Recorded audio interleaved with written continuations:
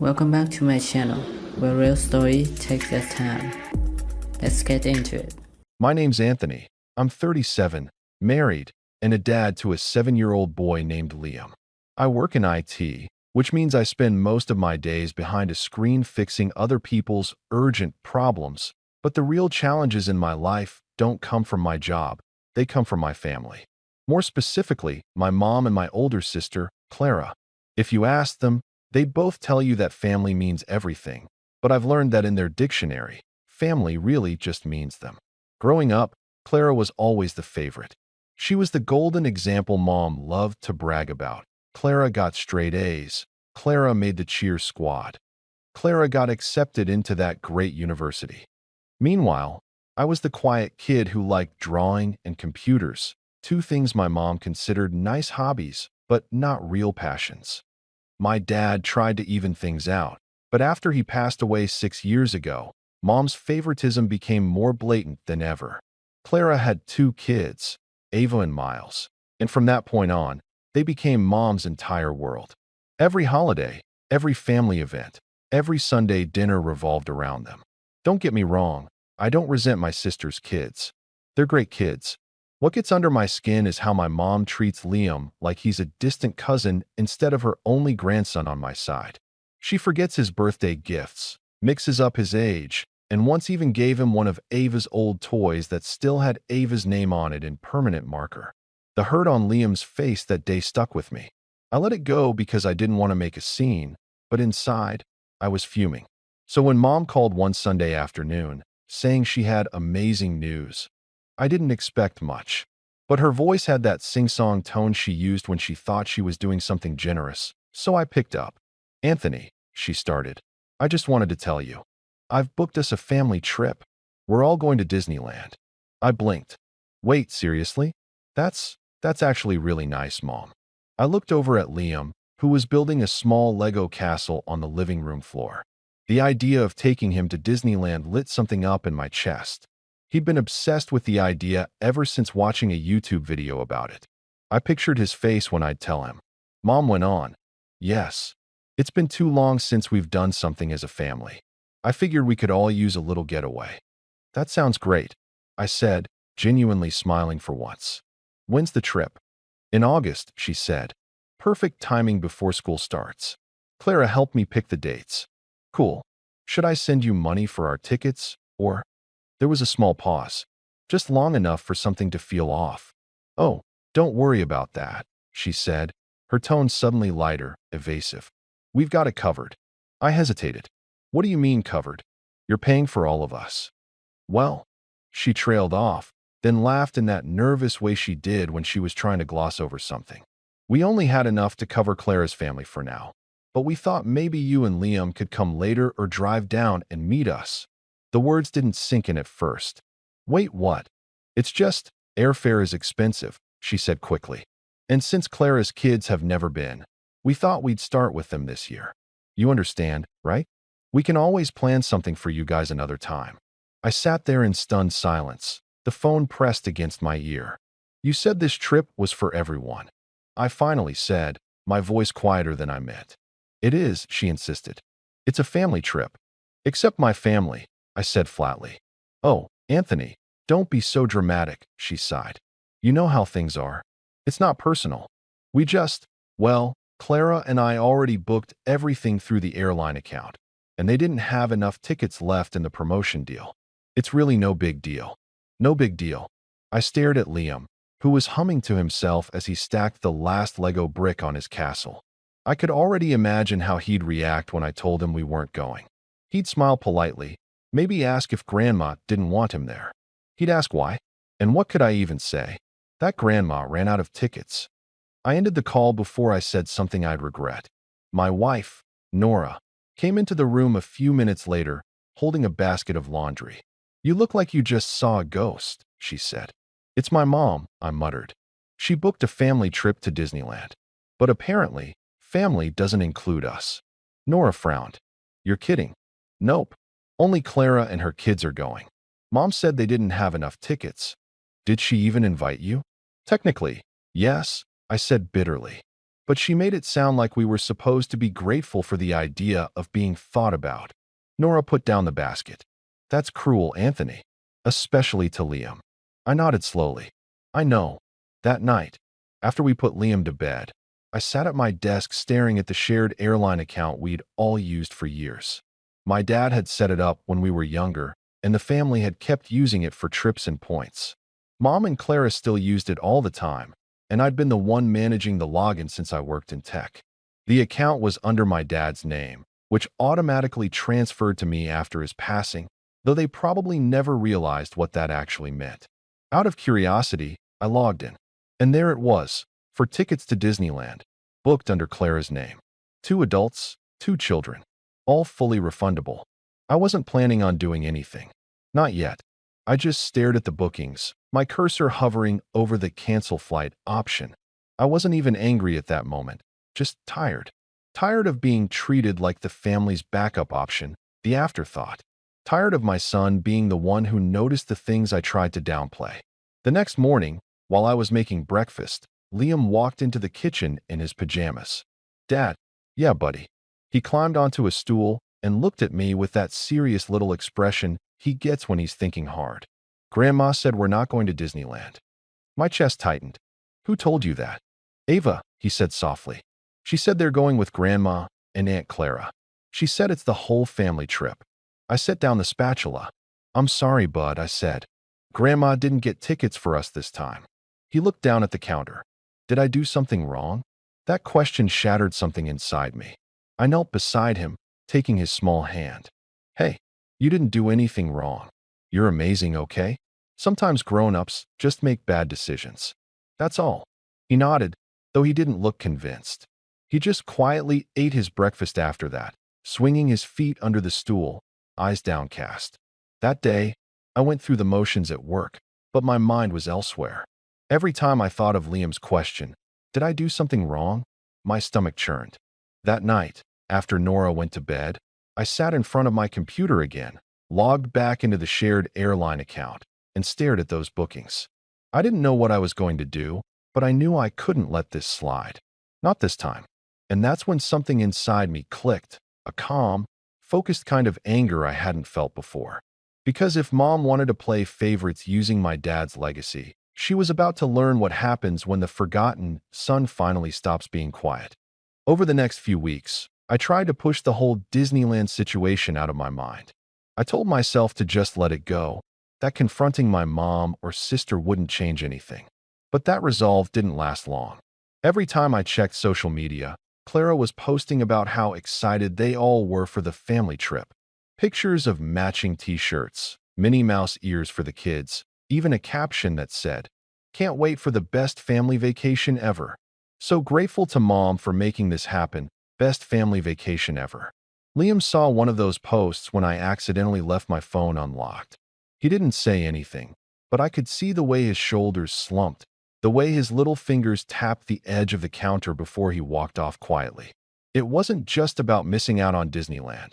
It was the realization that he wasn't part of what they called family. That kind of thing sticks with a kid. A few days later, Mom called again. I thought maybe she was calling to make things right. I was wrong. "Anthony," she said in that overly sweet tone that immediately put me on edge. "I just wanted to check. Are you still okay to drive Clara and the kids to the airport?" For a moment, I couldn't even process what she said. "What?" "Well, it just makes sense," she continued breezily. "You live closest to them, and since you're not going on the trip, it would be such a big help if you could take them. You know how hard it is for Clara to juggle all that luggage with the kids." I let out a dry laugh. "You want me to drive my sister's family to the airport for a trip I wasn't even invited to?" "Oh, don't make it sound like that," she said sharply, her tone switching from sweet to defensive. "You're part of the family, Anthony. We just didn't include us." I finished for her. She sighed. "You're being petty. I thought you were more mature than this." I bit my tongue so hard I could taste blood. "You thought wrong," I said, and hung up before she could say another word. That conversation stuck in my head the entire week. It wasn't even about the trip anymore. It was about the pattern. The way Mom and Clara always expected me to be the helper, the backup plan. the one who quietly handled logistics while they took all the credit. It was like I was permanently cast as the supporting character in their family narrative. That Friday, Nora's patience finally cracked. "You can't just keep letting them do this," she said, crossing her arms at the kitchen table. "It's not just unfair to you anymore. It's unfair to Liam. He sees how they treat you. He sees how they treat him." "I know," I said, rubbing my temples. "But if I push back, they'll just twist it like I'm the problem. You've seen how they are." "Then let them," she said firmly. "They already act like you're the problem when you stay quiet. You might as well earn the title." She wasn't wrong. A few days later, Mom invited us to Sunday dinner, something she hadn't done in weeks. Nora didn't want to go, but I did. I needed to see them, to really look at them, before I decided what to do next. When we arrived, the house looked the same as always, spotless, lavender-scented, and full of framed pictures of Clara and her kids. There was exactly one photo of me on the wall, a family shot from years ago where I was half-cropped out of the frame. Mom greeted us with her usual half-hearted hug. "Oh, you made it," she said, as if she'd been surprised I'd shown up at all. "Come in, dinner's almost ready." Clara was already there, sitting on the couch scrolling through her phone. "Hey, little brother," she said without looking up. "You bring dessert?" I frowned. "No one told me to." "Oh, Mom said you'd probably bring something. I guess we'll just have to make do." She gave a mock sigh, her tone dripping with fake disappointment. Liam tugged on my sleeve, whispering, "Dad, can I go play with Ava and Miles?" "Sure," I said softly. He ran off, clutching a small action figure he'd brought along. Dinner was a tense blur of small talk and thinly veiled jabs. Mom went on and on about the trip plans, what rides they'd go on, what hotels they'd booked, even how she'd gotten matching lanyards for the kids. She didn't once acknowledge that Liam was sitting right there, silently picking at his mashed potatoes. At one point, she turned to Clara. "I just can't wait to see the kids' faces when we get there," she said, smiling warmly. "It's going to be magical." "I bet," Clara said, nudging her glass. "They've been counting down the days." I felt my stomach twist. I glanced at Liam, who was staring down at his plate, pretending not to listen. Nora gave me a look that said everything she didn't have to say out loud. After dinner, when the kids went to the living room, I finally spoke. "You know," I said quietly, "it's a little cruel to keep talking about the trip like that in front of Liam." Mom looked at me, genuinely surprised. "Cruel? Don't be ridiculous. He's fine. He'll get over it." "Get over being excluded?" I said. "He's 7, Mom. He doesn't understand why Grandma's taking his cousins somewhere he's not allowed to go." "Oh, Anthony," she said with a dismissive laugh, "you always overthink everything. You're too sensitive." Clara chimed in without looking up from her phone. "He's a kid. He'll forget about it the second he gets a new toy." The casualness in her tone made something in me snap. "You know what, Clara? He's not like your kids. He actually notices when people treat him differently." She rolled her eyes. "Here we go again." Mom's expression hardened. "Don't raise your voice at your sister." "I'm not raising my voice," I said evenly. "I'm just tired of pretending this is okay." "You're ruining dinner," Mom said coldly. "Can we not have one nice evening without you creating drama?" "Drama," I repeated, almost laughing. "You excluded my family from a vacation, made us sit through dinner hearing every little detail about it. And I'm the one creating drama?" Clara scoffed. "Maybe if you were more grateful once in a while, Mom wouldn't feel like she has to tiptoe around you." "Grateful?" I repeated. "For what?" "Being ignored." That was when Mom stood up, her hands shaking. "That's enough. I will not tolerate this attitude in my house. If you're so unhappy, you can leave." For a second, I thought about apologizing. Old habits die hard. But then I looked at Liam again, sitting quietly on the rug, his little shoulders hunched as he played alone while his cousins laughed nearby. And something in me hardened. "Fine," I said, standing up. "We'll leave." Nora gathered our things without a word. Liam looked confused but followed. As we walked out the door, Mom called after me, her voice sharp with indignation. "You always have to make yourself the victim, Anthony. That's why no one enjoys being around you." I didn't respond. I just opened the car door for Liam, waited until he was buckled in, and started the engine. The drive home was silent, except for the sound of the turn signal clicking. When we got home, Nora turned to me. "You know they're not going to stop, right?" "I know," I said quietly, "but I think it's time I stopped pretending they will." That night, I couldn't sleep. I lay awake, staring at the ceiling, replaying every word from dinner. Every time Mom dismissed me, every time Clara smirked like she'd won something. The next morning, I woke up early, made a cup of coffee, and sat down at my desk. I opened my laptop, logged into the shared airline account again, and stared at the flight reservations. My dad's name was still listed as the account holder. The bookings were all tied to the points he'd accumulated back when he traveled for work, points that technically now belonged to me. I hesitated, my cursor hovering over the cancel button again. It wasn't about revenge, not really. It was about fairness, about boundaries, about finally standing up for myself and for Liam. Still, I hesitated. My rational side told me to leave it, to be the bigger person. But then my phone buzzed. It was a message from Clara. "Clara, hey, can you do me a quick favor? I forgot to add our TSA pre-check numbers to the booking. Can you log in and fix it? You've got the login right." "No, please. No, thank you." Just another assumption that I'd handle things for her. I stared at the message for a long time. And that's when something inside me settled. Not anger this time. Just a quiet, steady certainty. They'd taken advantage of me for years. Used me, dismissed me, treated me like I didn't matter. And now, they'd crossed the one line they couldn't come back from. I typed a short reply. "Sure thing." Then I opened the booking details, selected all 4 flights, and clicked cancel. A confirmation box popped up. "Refund will be processed to the primary account within 24 hours. I hit confirm. I leaned back in my chair, exhaling slowly. For the first time in a long time, I felt calm. An hour later, my phone buzzed again. This time it wasn't a message, it was a barrage. "Clara, what did you do?" "Mom, Anthony, why are the flights canceled?" "Clara, the airline says we got refunded. Fix this now." I didn't reply. Not yet. I just let the messages stack up while I poured myself another cup of coffee. Then, finally, I typed one line back to Clara. "Just making sure the whole family trip is fair." For a few blissful minutes after I hit send, the house was quiet. I sat back in my chair, feeling that strange, heavy calm that comes after years of pent-up frustration finally spill over. I wasn't proud, exactly, but I wasn't sorry either. I'd done what needed to be done. I told myself it wasn't about revenge, it was about standing up for myself and my son. But deep down, I knew it was a bit of both. That calm didn't last long. My phone started lighting up with a fury I'd never seen before. Clara called first. I didn't answer. Then Mom. Then Clara again. Finally, a string of texts came in so fast, it almost froze my screen. "Mom, what have you done, Anthony? You ruined everything." "Clara, they refunded to your account. You need to send it back right now." "Mom, you're acting like a child. This was supposed to be special for the kids." "Clara, I had to tell them the trip was off.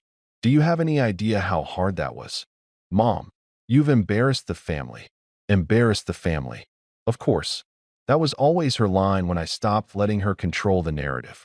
Nora came into the room, still in her pajamas, holding a mug. "I'm guessing the fireworks started?" I nodded. "Oh, they're livid." She leaned over, reading the texts, then gave a small, approving smile. "Good. Maybe now they'll finally understand they can't treat you like an errand boy." "I doubt it," I muttered. "If anything, they'll just double down." I was right. By noon, Mom was at my front door. No text, no warning. Just bang, bang, bang. Nora glanced at me. "You sure you want to open it?" I sighed. Might as well. The second I opened the door, Mom pushed past me, her perfume filling the hallway like a cloud. She looked furious, hair disheveled, eyes wild in a way I hadn't seen since my teenage years. "How dare you?" she snapped, her voice already rising. "You canceled the flights. Do you have any idea how much trouble you've caused?" "Good morning to you too," I said dryly. "Don't get smart with me," she barked. "You had no right." "Actually," I said, keeping my voice calm, "I did. Dad's account transferred to me when he passed. Legally, I'm the account holder. I've been paying the annual fees. Those points were mine." That's not the point, she shouted. You sabotaged your sister's trip out of spite. I canceled the tickets, I said evenly, because you made a family trip that excluded half the family. Her mouth tightened. Don't twist this into something it's not. We simply didn't have enough money for everyone. Then don't call it a family trip, I interrupted. Call it what it was, a trip for Clara's family. There's a difference. You always have to play the victim, she snapped, jabbing a finger at me. You could have offered to pay your own way if it mattered that much. I stared at her, disbelief spreading through me. You told me it was already booked. You said there were no tickets left. She hesitated, eyes flicking away for a moment before she recovered. Well, yes, but we could have made it work if you'd been more flexible. You always expect things handed to you. That line hit like a slap. Expected things handed to me. This, from the woman who'd handed everything to my sister her whole life. Mom, I said slowly. Do you even hear yourself? Don't you dare talk to me like that, she hissed. I raised you. I've done more for you than you'll ever appreciate. I could feel Nora's presence behind me. Quiet, steady, watching. You raised me, sure, I said. But you also spent my entire life reminding me that I wasn't enough. And now you're doing it to my son. That finally made her flinch. Just a little. Liam, she said, her voice softening for a fraction of a second. Oh, don't be ridiculous, Anthony. I love him. Then why didn't you want him there? I asked. She folded her arms. Because he's sensitive. You know how he gets overwhelmed. Disneyland isn't for every child. I just stared at her. You mean it's not for my child? She sighed dramatically. You're twisting everything I say. I can't even talk to you when you're like this. Then don't, I said quietly. You can leave. Her eyes widened like I'd just struck her. What did you say to me? I said you can leave. I repeated, opening the door wider. I'm done arguing about this. You owe Liam an apology, not me. She didn't move. For a moment, I thought she might actually cry. But then her face hardened again. You've changed, she said coldly. Ever since Nora came into your life, you've become selfish. You think you're better than us. That stung, not because I believed it, but because it was such a classic move. Deflect, project, accuse. I don't think I'm better than you, I said. I just don't want to be treated like I'm less. Her lip trembled, and for the briefest moment, I thought she might apologize.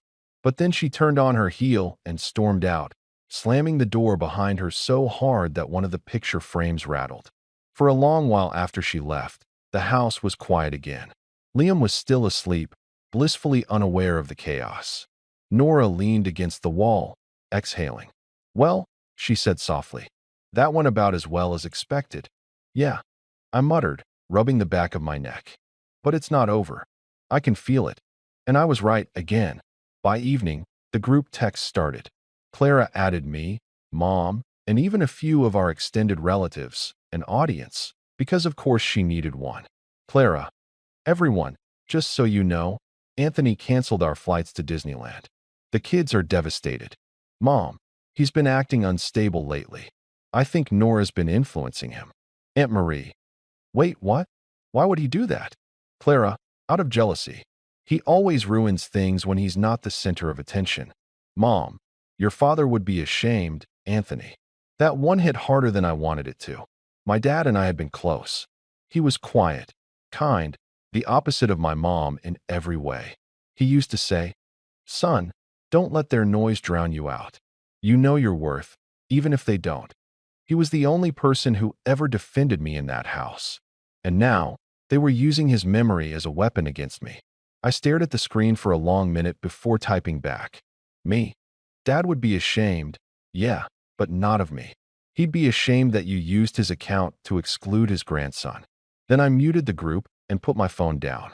That night, Liam woke up around 10 p.m. and wandered into the living room, rubbing his eyes.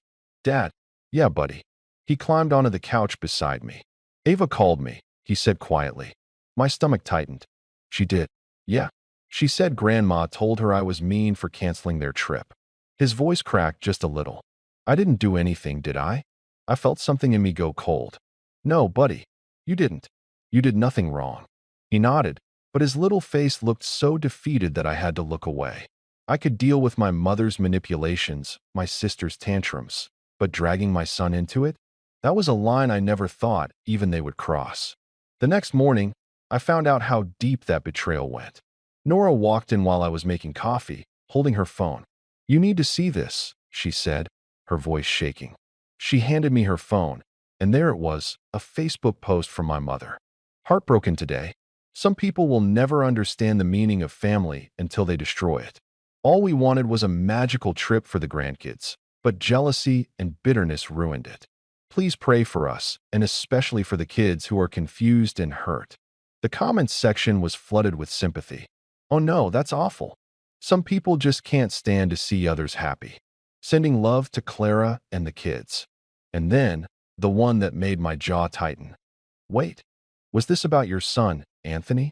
I remember you saying he's always been difficult." I didn't even realize my hands were shaking until Nora reached over and took the phone back. "This isn't just toxic," she said softly. "This is malicious.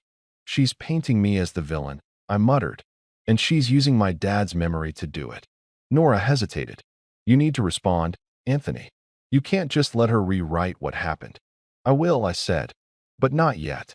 Because as furious as I was, something in me clicked at that moment. A realization that this had gone past simple family drama. This was war. And wars aren't won by shouting matches or angry texts. They're won by strategy. For now, I kept quiet. I let them talk, gossip, spin their story. I wanted them comfortable. I wanted them sure that I'd back down again, like I always did. Because the next move I was planning would change the balance of power in our family for good. And when I finally played that card, it wouldn't just be about the canceled flights anymore. It would be about exposing the truth behind years of manipulation and making sure my son never had to question whether he was wanted again. That moment, the betrayal, the lies, the way my mom turned the whole family against me, was the breaking point. The emotional turning point that made one thing crystal clear. I wasn't just standing up for myself anymore. I was taking everything back. After the Facebook post, life didn't immediately get better. In fact, the next few weeks were some of the loneliest I'd ever experienced. Every time my phone buzzed, my stomach sank. The texts didn't stop, they intensified. Clara's messages were nonstop, alternating between guilt-tripping me, pleading for the family trip to be reinstated, and outright insults. Mom's were worse, carefully phrased barbs about how I ruined the family, how I was letting bitterness control my life, and how she was praying for me because clearly I was so lost. Even some distant relatives, who normally had nothing to do with our family affairs, chimed in with passive-aggressive comments about fairness, responsibility, and how I needed to grow up. At first, I tried to respond.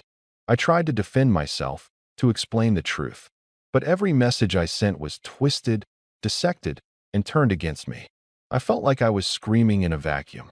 Every reply made me more exhausted, more frustrated, and eventually, I realized the only thing I could do was step back. It was crushing. For the first time in years, I questioned myself. Was I overreacting? Was I being unreasonable? Sitting in the quiet of our living room at night, watching Liam sleep, I felt that heavy weight of hopelessness, the feeling of being completely alone in the world with your own family against you. And yet, even in that darkness, a small, stubborn spark refused to die. I couldn't let them win, not for me, but for Liam. I started small. I stopped engaging with their messages entirely. I muted their group chats, blocked notifications from Mom and Clara, and decided to focus on building my own space, literally and metaphorically. Instead of letting their chaos define my days, I began creating routines for myself and my family that were unshakable. Work became my sanctuary. I threw myself into projects with a focus I hadn't had in years. I was developing a new internal tool for our company that automated a process people had been complaining about for months. It wasn't glamorous, but it was mine, and it was something I could control. I started waking up earlier, exercising with more discipline, and making meals for Liam that were both healthy and fun. Slowly, the chaos around me felt like it belonged to someone else, and my life began to feel like it was actually my own. Nora was a rock through all of this. She encouraged me to keep my distance, to stop trying to justify myself, and to channel my energy into something productive. They're trying to make you react, she said one evening as we cooked dinner together. If you react, you're giving them power. Don't. Build your life instead. It wasn't easy. There were nights I'd lie awake staring at the ceiling, imagining every angry phone call, every cutting remark, every public humiliation. The sting of betrayal burned fresh every morning. But those nights also became my thinking time. Quiet, undisturbed thinking time where I could plan. I started keeping a notebook, writing down every slight, every pattern of manipulation, every way Mom and Clara had tried to control me over the years. It was methodical, clinical. I wasn't letting emotion run the show anymore. I was collecting facts. And then, slowly, opportunities started to appear. The IT tool I'd been developing at work caught the attention of my manager. Within a month, I was asked to lead a small team to implement the tool across other departments. It wasn't a huge promotion, but it gave me influence, and for the first time in years, I had authority that no one could undermine. No mom, no sister, no relatives with their opinions. With each success, the spark inside me grew. I started networking outside my department, quietly learning about management and operations, finding ways to make myself indispensable. I wasn't doing this for revenge yet, not overtly, but I was building the foundation. If life had taught me anything over the years, it was that patience was far more dangerous than impulsiveness. Wait long enough, learn enough, and when the right moment came, the impact would be undeniable. At home, Liam noticed the change too. He became more relaxed, more confident. He no longer questioned whether he was wanted or loved. I made sure of it. I scheduled weekly outings with him, little adventures that were just for us. We went hiking, visited local museums, and even tried a small indoor climbing gym. He was thriving, and watching him grow in confidence, knowing he was cherished and prioritized, became my personal fuel. Meanwhile, the family's attacks continued in muted forms. I could still see Facebook posts, passive-aggressive comments, and occasionally I'd catch wind of them talking about me in group messages where I wasn't included. But each time, it hurt less.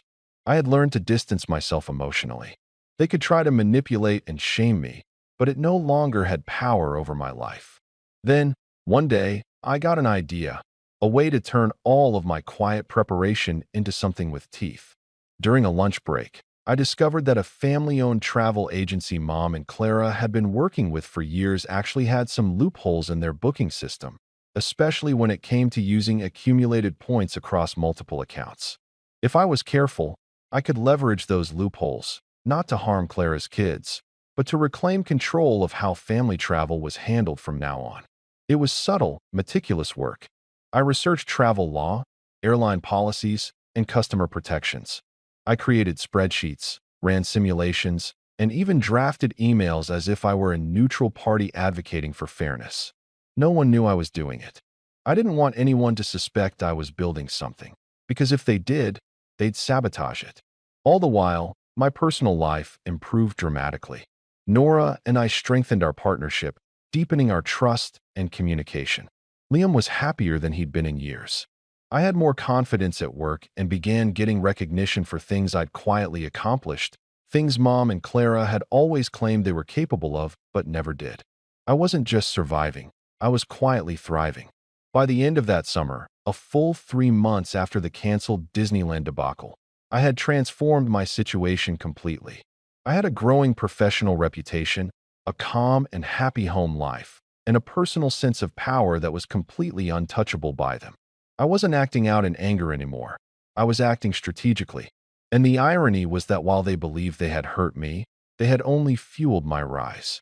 But the real turning point, the moment when the rise would intersect with the betrayal and finally tip the scales in my favor, came unexpectedly. One Saturday afternoon, I received a message that seemed innocent at first, just another social media notification. But it wasn't. It was from Clara, and the tone made my skin crawl. Clara, Anthony, Mom and I were thinking, maybe you should just leave things be. But if you really care about Liam, you'll let us make this right. We're planning another trip soon. I froze. Another trip. That's all she said. No apology, no acknowledgement, no accountability. Just another attempt to pull Liam into their control. And I realized then that patience alone wasn't enough. I had prepared, I had grown stronger, I had created opportunities, but if I didn't act with precision, they would never stop trying to manipulate our lives. I leaned back in my chair and smiled quietly to myself. For the first time in years, I wasn't reacting out of hurt or anger. I wasn't trying to prove myself. I was planning, waiting, positioning myself. The next step wouldn't just reclaim what they tried to take. It would make sure they could never hurt Liam or me the way they had for decades. That night, I opened my notebook and started mapping out exactly how I was going to leverage everything I'd learned. Every slight, every manipulation, every instance of favoritism was now a data point. I began constructing a network of steps, small, unnoticeable moves that would eventually converge into a moment so precise, so undeniable, that they wouldn't be able to deny it or spin it. As I sat there, plotting quietly, I realized something profound. This wasn't just about the trips, or the favoritism, or even the humiliation. It was about control.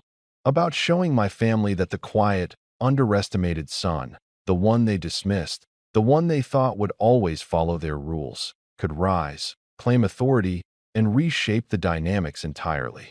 And from that quiet place of determination, I knew something else too. They had pushed me to my rock bottom, shattered trust, and tried to humiliate me. But in doing so, they had unknowingly handed me the blueprint for my rise. By the time I finally closed my notebook and looked at Liam sleeping in the next room, I felt lighter than I had in years. The tension, the resentment, the betrayal, they were all still there. Yes, but now they were tools, weapons, levers. And I knew, with a quiet certainty, that the rise was only the beginning. The family might have thought they had won by excluding us, by shaming me, by manipulating everyone around us. But they had no idea what I was capable of when I stopped playing by their rules and started building on my own. If you'd asked me a year earlier what revenge looked like, I'd probably have muttered something petty, like hiding Clara's car keys or posting an embarrassing baby photo on her feed. But this wasn't about petty. I'd learned the hard way that the only thing that ever forced my family to change was proof they couldn't twist, and the only way to get that proof was to be meticulous, lawful, and unflinchingly calm. The whole thing had to look like structure, not spectacle. So that's what I built. I started by finishing the notebook I'd been keeping. Every little thing I could document. Dates, times, quotes from conversations, screenshots of texts, Facebook posts with timestamps, copies of receipts where mom had forgotten to reimburse me, the airline bookings, the points ledger in dad's name. I had everything from the Disneyland cancellation, but I also had the small, poisonous moments that showed a pattern. The times my mom had moved money for emergencies that always ended up covering Clara's extras, the gifts that altered between kids, the invitations that turned into one-family events. The pattern was boringly consistent, and when you lay boring, ugly consistency out in black and white, it reads like evidence. Next, I layered in what I'd quietly learned in the months since. The travel agency Mom and Clara used wasn't some big faceless corporation. It was a small, family-run outfit that handled a lot of their trips. Their system had two things going for it: a vulnerability in how points were pulled across accounts, and an almost painfully friendly customer service rep who loved the drama of family travel more than was healthy. The rep, Cassie, was the kind of person who overshared on the phone and liked to help. I'd cultivated a relationship with her under a neutral guise. I noticed something odd in the booking workflow and wondered if it was a bug. She told me, with an over-earnest sincerity, how their system allowed points to be combined in ways that weren't always tightly audited. Sometimes points would be applied from accounts that technically didn't have express authorization. Sometimes agents would approve transfers because they assumed the elder account holder, Red, my dad, had wanted it. That was my opening. I didn't storm in demanding refunds and apologies. I did something smarter. I quietly requested a formal audit of the bookings tied to Dad's account, citing the account's recent activity and the unusual volume of point transfers. I posed as a concerned family member who wanted to make sure Dad's travel legacy was being used appropriately. Legally, I had the standing. The account belonged to me now. The agency, embarrassed at the idea of sloppy accounting, agreed to run a review and asked for documentation. I fed them everything: copies of Dad's old travel statements, the emails where Mom and Clara had discussed using the points, the dates. I asked for a written accounting of how the points had been applied in the last 2 years, and I asked that any bookings made with suspicious point allocations be flagged. Then I waited. Waiting felt different now. I wasn't suffering in silence. I was watching. When the audit came back 2 weeks later, it read like a ledger of favoritism. Several large point transfers to Clara's family were poorly documented. A number of bookings had been made with Dad's legacy points after his death, and in a few cases, the transfers didn't match any consent form. The agency quietly marked a couple of those bookings as irregular and put a temporary freeze on them while they investigated ownership. They emailed me a copy. I didn't post it. I didn't confront them in person. I saved the PDF and kept building the timeline. At work, the new project I developed became a quiet megaphone. Because I'd led the rollout and been good at building cross-department relationships, I now had a seat at a table where contracts and vendor relationships were sometimes discussed. One afternoon, over coffee with a manager in procurement, our conversation drifted to travel policies and vendor practices. I mentioned, casually and hypothetically, that small agencies sometimes had weak internal controls and that corporations needed to be careful when pooling benefits across accounts. That manager listened. The conversation turned into a meeting. The meeting turned into an introduction to a lawyer friend we occasionally used for vendor audits. I wasn't after legal action against my family. I was accumulating allies who could, when necessary, confirm the agency's own findings in an impartial way. All of this, my documentation, the agency audit, the quiet legal validation, gave me leverage. But leverage by itself is a dull thing without a plan for how to use it. So I built a simple, elegant pressure, a choice for Mom and Clara that would expose what they'd been doing either privately or publicly. I didn't want to embarrass the kids. I wanted to make it impossible for the adults to keep lying to everyone else. I drafted a letter. It started neutral, an explanation that, as the named account holder on Dad's travel profile, I'd authorized an audit to ensure points had been used in accordance with his wishes. It laid out the facts plainly: dates of transfers, specific bookings, and the agency's finding that several transfers lacked documentation. It concluded with an offer. We could resolve this quietly and internally by having Mom and Clara sign a short agreement acknowledging that Dad's points had been used and committing to a small restitution plan that would fund a genuinely shared family account for future trips, one administered transparently and fairly. Or, if they refused, I would share the audit with extended family and the agency would be asked to reverse suspicious transfers and reassign points to the rightful account holder. I sent that letter, not as an angry email, but as a calm PDF attached to a polite message that I delivered to Mom and Clara simultaneously and to the agency and their legal counsel, who acknowledged receipt. I also CC'd a small roster of relatives who'd always been the quiet ones: a cousin who worked in finance, an aunt who'd been on hold when my dad used to call, a few people who had always felt like witnesses but had been afraid to speak up. The goal wasn't public shaming. It was to make sure the narrative couldn't be rewritten in private. The reaction was instantaneous and theatrical. Mom called, breathless and angry and playing innocent like an expert. "You can't do this," she said, voice pitched like someone reciting someone else's lines. "You don't you dare make this a thing." Clara sent a text screaming that I'd betrayed them and that I was ruining the family. The agency, flustered, told me they'd freeze any disputed bookings pending resolution. A lawyer, whom I'd quietly hired as a safeguard, I wasn't naive. I knew they might try to claim anything, advised patience, and reminded me to stick to facts. I did. What happened next was the kind of slow, merciless unspooling I'd been preparing for. The agency, embarrassed to be involved in family drama, requested documentation from Mom about the transfers. Mom, who had always been loose with details when it came to money, found her memory suddenly selective. She gave vague explanations. "We thought it was okay. Your father wouldn't have minded. It was just for the kids." The agency pressed for signed authorizations. Clara produced some emails that looked legitimate at a glance, but my notebook had screenshots that contradicted them. The lawyer I'd consulted pointed out inconsistencies in the timestamps. Instead of confronting them publicly, I let the agency do its job. When it became clear that certain transfers could not be substantiated, the agency proposed a remedial action.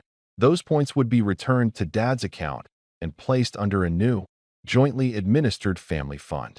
It would be accessible for trips only by mutual agreement, with a transparent ledger and joint sign-off required for any significant use. I'd suggested similar terms in my letter as the reasonable option. They accepted it. The agency's board thought it the best way to avoid litigation. When Mom and Clara realized the points were being taken out of their immediate control, their reaction was exactly what you'd expect from people who'd never had to consider losing privilege. They begged, negotiated, wept. Performative gestures meant to pull at anyone who might pressure the agency. They sent envelopes of flowers and promises of family togetherness to the quiet relatives CC'd on the email. They called the agency manager and demanded exceptions. The agency, which had been embarrassed by the publicity of a potential scandal involving Dad's legacy points, held firm. They wanted to be absolved of liability, and the cleanest absolution was a forced reconciliation, one that required transparency. There's a strange feeling when things you've been waiting for actually happen. It's not the cathartic release I'd imagined. It's quieter, colder. I remember sitting at the kitchen table when Cassie from the agency called to say the reallocation was processing. I wasn't celebrating. I was just relieved. The points were being returned to the account and held in escrow under the terms we'd proposed. Mom texted me that night, a frantic stream of messages with all caps please and half promises. Clara called me and left a voicemail, something about betrayal and ruining the children's dreams. I listened to it once, then deleted it. It served no purpose in my archive but to make me grateful I'd recorded everything earlier. But that wasn't the only thing I did. I also leveraged my new standing at work to secure something more tangible. I'd been offered a small leadership stipend and access to a corporate travel program because of the tool I'd created. Part of the program was a set of travel vouchers and a corporate rate with a major airline. The vouchers weren't generous enough to buy a Disneyland trip, but they were enough to cover a weekend getaway to a theme park-like resort nearby, and they came with perks: fast passes, front-of-line access, a private character meet and greet, the works. It wasn't Disneyland, but to a 7-year-old, it would glow.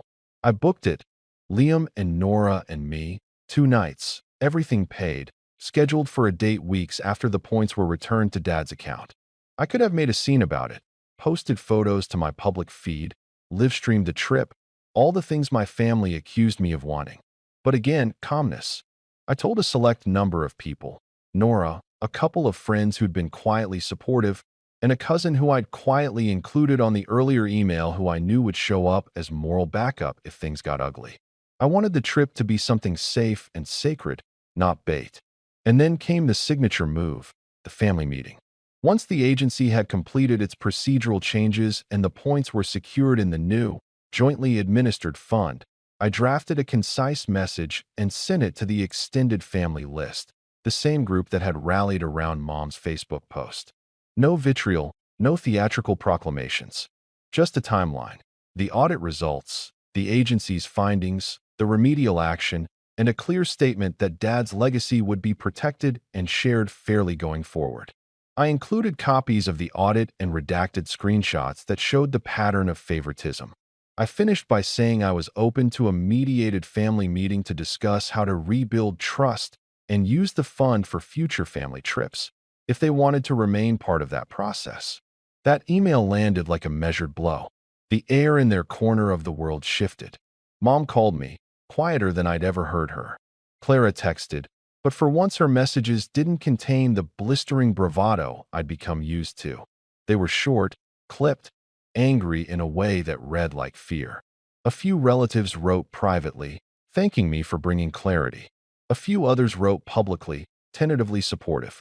There were snipes. Why wait so long? You should have spoken up earlier. But those looked petty in the wake of the audit and the agency's confirmation. It wasn't just my word anymore. The records were objective, and they didn't care about attraction to drama or who'd been the most performative victim. For 3 days after the email, I didn't sleep much. I was waiting for the inevitable: screams, lawyers, lawsuits, some move that would drag everything into a courtroom. Instead, what I got was quieter and somehow worse for them. People started asking questions. Friends reached out to Mom, gentle and incredulous. A cousin who ran a small community group messaged her asking if there was anything they could do to help families in similar positions. My inbox filled with messages like, "I had no idea," and "I'm sorry," and "Thank you for doing this in Dad's name." Those notes mattered more than the glares from Clara's corner. The first major, visible payoff came at a family brunch someone else organized in the neighborhood, long after the initial storm of texts. Mom and Clara thought a show of togetherness might reset the narrative. They arranged a big send-off for the kids, the sort of photo op that would make nice content for Facebook. Everyone in matching shirts, smiling, a picnic spread. I was invited, because of course I was. Excluding me now would only look suspicious. I went because I wanted to look at them, to see their faces when the relatives who'd seen the audit walked around and maybe asked a question or two. As we arrived, I noticed the air was different. People who used to shrug and avoid conversation were more direct. "Hi, Anthony," said Aunt Marie in an almost conspiratorial whisper. "Thank you for sorting the travel thing. It's been confusing." The cousins I'd thought ambivalent hovered on the edges and actually made eye contact. They weren't hostile. They weren't awestruck either. They were, more than anything, relieved that the stink cloud had been cleared. Clara, sensing the undercurrent, tried to turn the brunch into a show. She gathered the kids for photos, pushed hair behind ears, posted a story with a caption about family first. But even as she posed, Mom's phone kept buzzing. She stepped away, looked at the screen with a face I'd only seen in private rages, and then sat back down, blank. For the first time since I could remember, she didn't know how to manage the optics. During the picnic, a neighbor, someone who'd seen half our family dynamics play out over years of block parties, came over and quietly said, "It's good to see a family handling things fairly." There was no shouting, no drama, just small, human acknowledgments that the balance had shifted. That evening, Clara texted me, "You think you won?" I saw the text, read it twice, and didn't respond immediately. The quiet was part of the point. I replied only once, and I kept it simple. I did what I had to so Dad's legacy is honored. That's all. I left it at that. But the thing about revenge done well is that it's not just about winning a point. It's about altering the rules. By forcing transparency on the points, by creating a structure that required joint oversight, I changed the dynamics of how family travel worked in a way they couldn't easily slip back into. More importantly, I'd shown other relatives that the narrative Mom had spun for years, of generosity that always tipped in favor of Clara, wasn't immune to scrutiny. The power balance had tilted. They reacted in other ways too. Mom stopped posting those idle, performative family updates for a while. Clara clung to a brittle anger that made her frostier in conversation, less likely to throw casual jabs. Some relatives reached out to make small peace offerings, calls that were tentative and, to my surprise, earnest. Others kept their distance. They didn't want to choose sides. And in the end, you can't make everyone like the person who exposes uncomfortable truths. There was a final, private moment that felt like the real payoff. A week after the brunch, an email landed in my inbox from a name I wouldn't have expected. My dad's old colleague, someone who'd known him well. It was short. "Your father was a fair man. Thank you for making sure his things are used fairly. If you ever need a reference, let me know." I read it 3 times, and in that small, quiet way that builds someone back up, I felt the work of months translate into something deeper than victory. It was validation. And yet, even as the points were secured and the agency had its new rules, I could feel that this wasn't the last round. The family had been exposed, yes, but exposure does not always equal acceptance. There were still slights, still whispers, and the raw nerve of betrayal ran deep.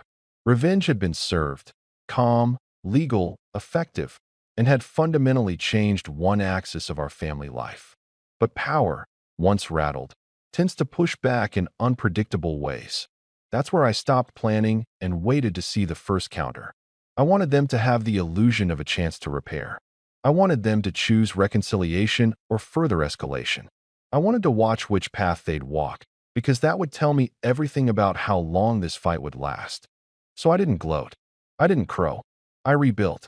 I took Liam to the resort we'd booked, and I watched him run with joy that felt purer because it wasn't at someone else's expense. I made sure he knew he'd been wanted. I collected quiet victories, a friend's text saying my work's rollout was getting attention, Liam's teacher telling me how much he'd improved in confidence, Nora whispering one night that she was proud of me. But even as life improved, a part of me kept an ear tuned to the family static, because the story wasn't finished. Their next move, whether it would be contrition, a cunning attempt to regain control, or something uglier, would define the second act. I'd set the trap, and they'd either step into it by trying to spin the audit away, or they'd genuinely try to repair the damage in a way that meant something. When the first sign finally came, a text at 2 in the morning from an unknown number with a message that threatened to upend everything. I read it, closed my eyes, and felt a familiar cold climb up my spine. The victory had been real, but so was the danger that comes from poking a hornet's nest. I put my phone down and went to stand in the doorway of Liam's room, watching him sleep. For him, everything was simple and hopeful. For me, the game had only changed arenas. And the next move, when it came, would need more than evidence and paperwork. It would need precision, patience, and the willingness to do something the quiet me had never been comfortable with. Escalate in a way that would make them wish they'd never tried to make me the afterthought. The morning after the resort trip, I woke to a calm house. Liam was still asleep, curled up beside Nora on the couch after staying up late to watch fireworks with excitement that lit up his little face. I poured a cup of coffee and sat at the kitchen table, phone in hand, ready to check emails before the day got busy. But the messages I saw weren't the usual complaints or frantic pleas from Mom and Clara. They were something else entirely. First, there was an email from the travel agency. Its tone was formal but unmistakably final. The audit was complete. All irregular point transfers had been corrected, with the misused points returned to Dad's legacy account. The agency noted that they had implemented stronger controls to prevent future misuse, including mandatory verification for transfers between family members. The letter was sent to Mom, Clara, and me. It was polite, concise, and, most importantly, non-negotiable. There was no way for Mom or Clara to manipulate it. Next, I opened the family email thread. Mom had sent a message addressed to all the relatives included in the audit correspondence. Her tone was defensive at first. Anthony has taken steps without consulting the family. This is upsetting and unnecessary. But as I scrolled down, I saw the truth emerge. The agency had included a summarized copy of the audit in its report, and it was impossible to spin. The numbers didn't lie, the dates didn't lie, and the documentation of point transfers didn't lie. Mom's email shifted mid-sentence from anger to pleading. I hope we can work this out for the kids' sake. Clara's response was even more revealing. She tried to regain control of the narrative by claiming that Dad would have wanted us to enjoy the points responsibly, but she had no documentation to back it up. Every statement she made contradicted the audit's findings. I could almost hear her frustration through the words. She realized that no amount of shouting, guilt-tripping, or social media drama could reverse the meticulous work I'd done. By mid-morning, a few relatives started replying to Mom and Clara privately, supporting the findings and offering to mediate a fair use of the points going forward. I didn't intervene. I watched quietly, letting them experience the consequences of their actions firsthand. It was mesmerizing, almost cinematic, watching the ones who had built themselves on entitlement and manipulation suddenly realize that structure, documentation, and patience could dismantle their world without raising a single voice in anger. Mom called later that day. I let it ring once and then answered. "Anthony, please," she said, voice tight. "Can we talk?" "Sure," I said, calm as a winter morning. "What about the points? The audit?" I I don't know what to do. I can't fix it, can I? Her words trembled slightly, which was a novelty in itself. Mom had always commanded every room she walked into. She had always assumed control by sheer force of will. Now, she sounded human, vulnerable, defeated. Mom, I said slowly, you can make amends. You can participate fairly in the new family fund, follow the rules, and make sure everyone's treated equally. Or you can continue fighting against something you can't change, and you'll continue to lose. The choice is yours. There was silence on the other end. Then a deep exhale. I understand. I suppose I have no choice. You always have a choice, I replied. You just need to choose wisely this time. She didn't respond further. I hung up, feeling a quiet sense of closure. Clara, predictably, called the next day. She tried to argue, to guilt trip, to manipulate. But I had anticipated every tactic. Calm, methodical, factual. The points were inescapably accounted for. The agency confirmed everything, and my lawyer friend had offered a gentle reminder that any further attempts to interfere could be considered harassment.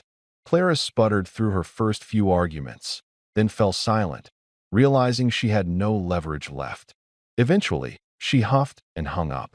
She wouldn't reach out again, not with threats, not with drama, not with her usual entitled bravado. The fallout extended beyond Mom and Clara. Several relatives who had once been neutral began treating me differently. There was a subtle shift in family gatherings, in block parties, even in casual text messages. Where I'd been dismissed or ignored before, I was now approached with respect and caution. People understood, perhaps unconsciously, that I had built something that couldn't be overturned by theatrics or manipulation. I had created a position of authority that was acknowledged silently, but universally understood. I had the power, and I had used it wisely. At work, my reputation continued to grow. The tool I had developed earned me recognition from senior management, and my calm, methodical approach to handling conflict, once an undervalued skill, was now praised. I had leverage, influence, and visibility. I was in control of my professional life, just as I had finally taken control of my personal life. The parallel wasn't lost on me. The lessons I'd learned at home, patience, preparation, documentation, strategic calm, had turned my life around entirely. But the most satisfying part, by far, was seeing the subtle psychological shift in Mom and Clara. Mom stopped trying to advise me on my life. She no longer threw casual, undermining remarks at family gatherings. Clara stopped broadcasting her little posts about family happiness that had been thinly veiled attacks. They were cautious now, aware that the infrastructure I'd built, quietly, relentlessly, would expose them if they tried anything. I didn't need to confront them again. The system I'd put in place did it for me. The final flourish came when Liam and I took our first victory outing after the whole ordeal. A small theme park, 2 nights, everything booked on my corporate vouchers.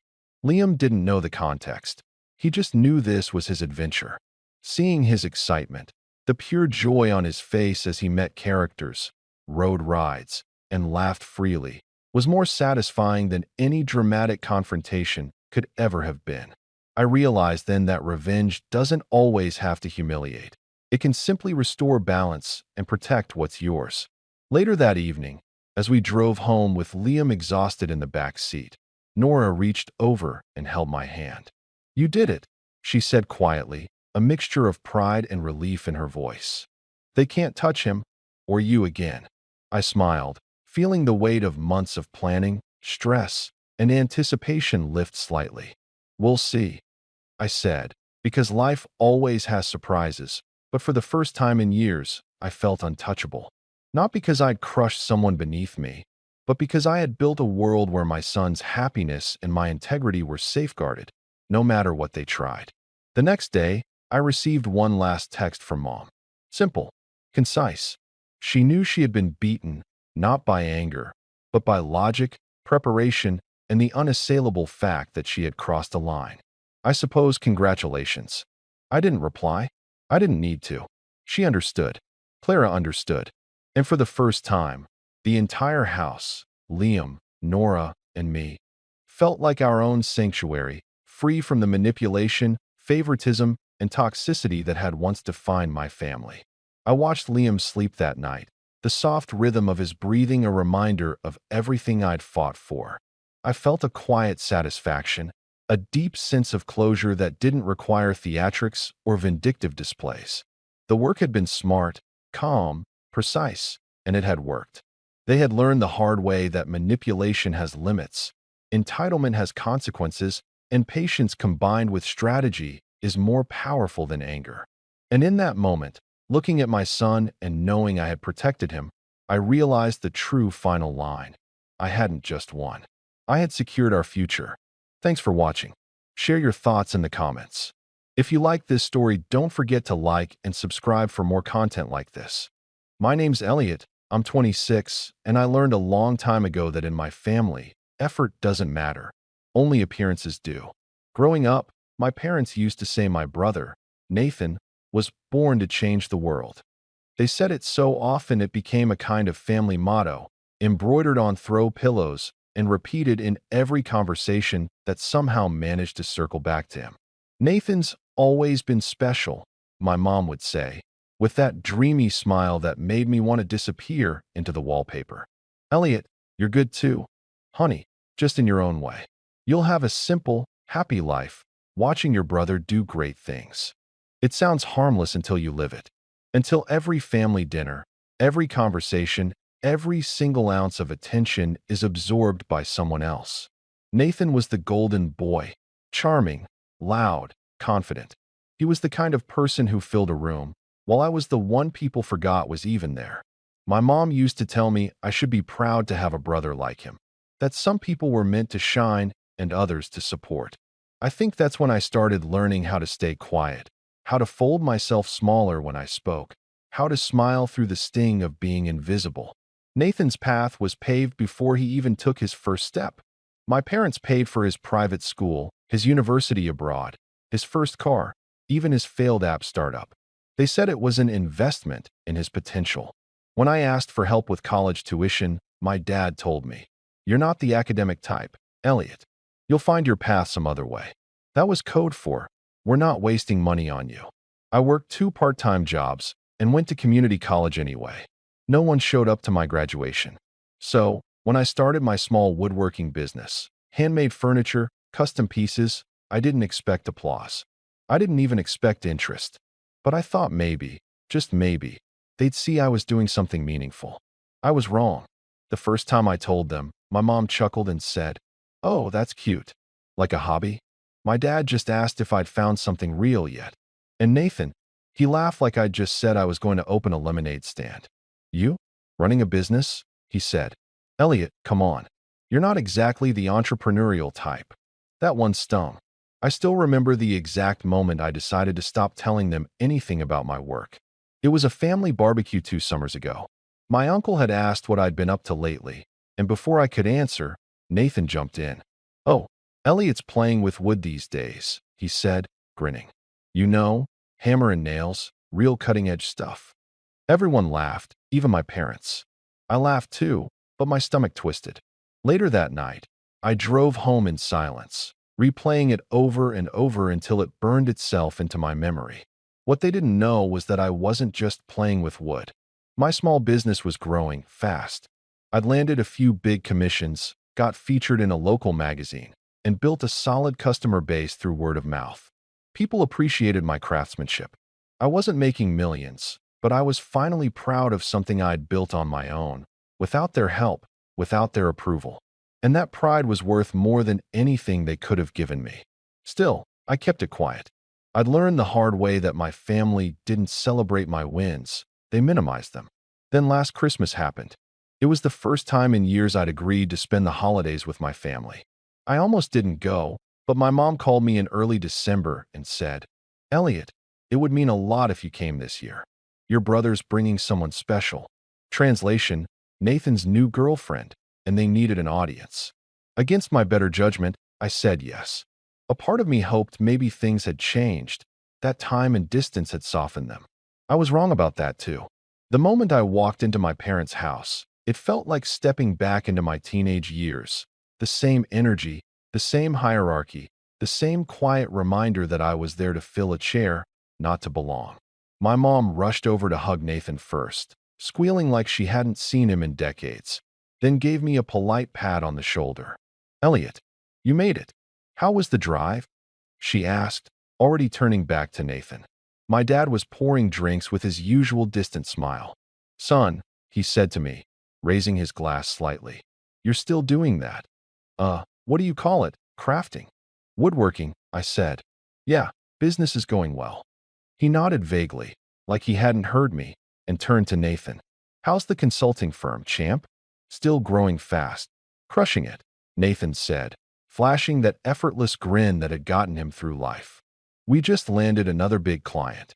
My mom clapped her hands like he'd won a Nobel Prize. "I told you," she said proudly, looking at me.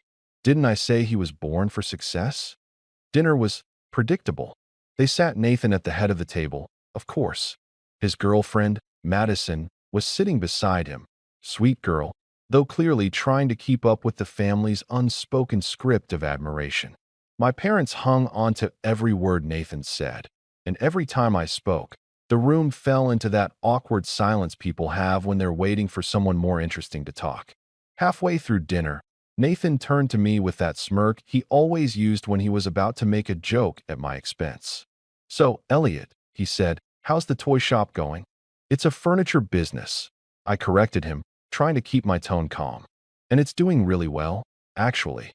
"Oh yeah," he said, leaning back in his chair. "Like, how well are we talking?